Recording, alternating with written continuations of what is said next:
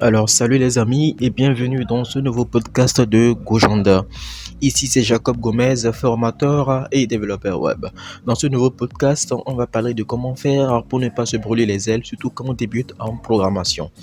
Alors, très souvent, lorsqu'on débute en programmation et qu'on est débutant, on vient de rentrer dans le domaine, on est un peu emballé, voilà, on est content, on va dans tous les sens. Voilà, on touche ici à la programmation web, on fait un peu du mobile, on fait beaucoup de choses.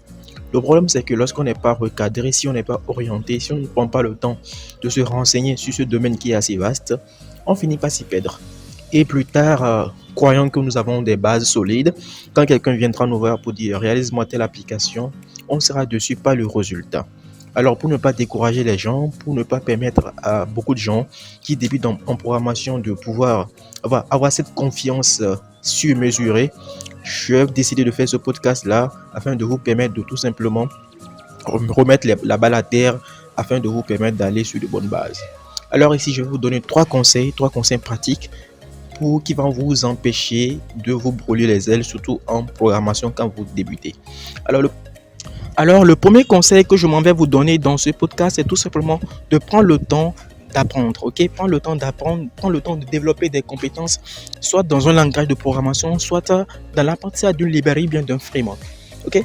Le développeur, c'est quelqu'un qui apprend pour pouvoir créer des applications. Ok. Donc le but ici, c'est de vous empêcher de vous brûler les ailes. Donc pour vous empêcher de vous brûler les ailes, il faut tout simplement s'assurer que vous avez vraiment les bases solides qu'il faut pour pouvoir créer les applications que le client ou bien que quelqu'un vous demande. Donc du coup, vous devez vraiment vous assurer que vous avez les bases solides, vous avez les compétences nécessaires pour pouvoir réaliser ces applications-là. Donc très souvent, ce qu'on remarque, c'est que vous avez peut-être entendu par quelqu'un qui a un outil très puissant qui permet de faire quelque chose. Mais vous oubliez quand même que pour pouvoir apprendre cet outil-là, il y a forcément des trucs derrière, forcément des prérequis qu'il faut. Donc prenez le temps de vraiment apprendre de façon séquentielle. Si vous voulez apprendre un outil, il y a un framework, il y a un prérequis derrière. Prenez le temps de bien comprendre ces prérequis-là avant d'entamer cet outil, même si l'outil a l'air magique. Parce qu'à un moment donné, quand vous serez face à des problématiques, quand vous serez face à des bugs, c'est les bases là que vous avez eues qui vont vous permettre de vous en sortir, quoi. Maintenant, si vous n'avez pas eu le temps d'apprendre ces bases là, vous allez tourner en rond et cela peut être vraiment décourageant. Ok? Donc prenez le temps de vraiment avoir les bases qu'il faut avant de pouvoir continuer. Et surtout développer des compétences en algorithmie. Parce que c'est vraiment important. Très souvent, c'est quelque chose qu'on a tendance à négliger et ça peut coûter vraiment, vraiment, vraiment cher. Donc prenez le temps de développer les compétences qu'il faut. Prenez le temps d'apprendre, de bien apprendre. Cela va vous permettre de tout simplement, dans le futur, va vous permettre de gagner en assurance beaucoup plus tard. Le conseil numéro 2 que je m'en vais vous donner dans ce podcast, c'est tout simplement d'éviter la prostitution intellectuelle.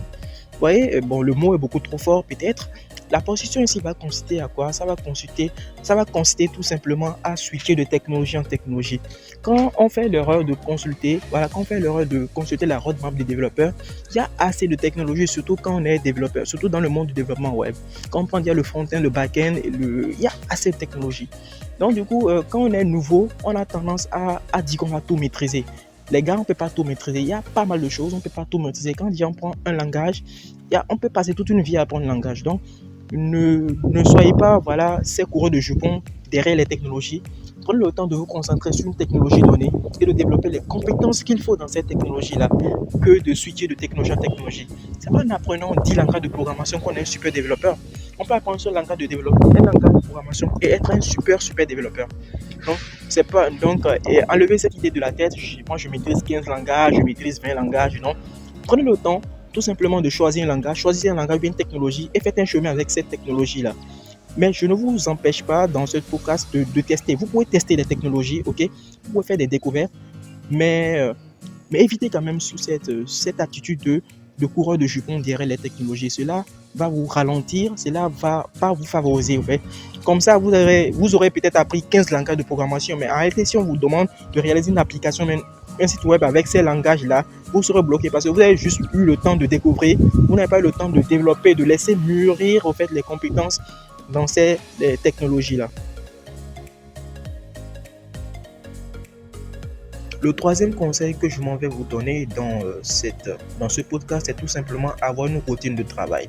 Vous voyez, très souvent, surtout les débutants, avant, quand vous commencez, je sais pas, au début, on est emballé, ok, on essaie de faire un peu plus d'efforts, mais à la longue, très souvent, d'après ce que j'ai remarqué, parce que je suis des gens, je suis dans des groupes où j'ai une petite communauté, et que les gens sont pas, ils n'ont pas une certaine routine de travail. Aujourd'hui, ils font par exemple un peu de CSS, et puis 3 jours après, ils continuent, et puis une semaine après, on essaie de faire la suite. Ce n'est pas comme ça fonctionne. La programmation, le monde informatique, c'est un monde un peu jaloux. Il demande beaucoup plus de l'attention. C'est comme une femme, ok? Une femme a besoin d'attention, une femme a besoin qu'on prenne soin d'elle. Donc, tu peux pas être avec une copine et 3 semaines après, lui dire bonjour et puis revenir un mois après encore lui dire bonjour. Elle va se casser, quoi. Elle va se barrer, au fait. Donc, c'est un peu la même chose en programmation. Il y a pas mal de vocabulaire, il y a pas mal de choses à apprendre. Donc, du coup, il faut apprendre constamment.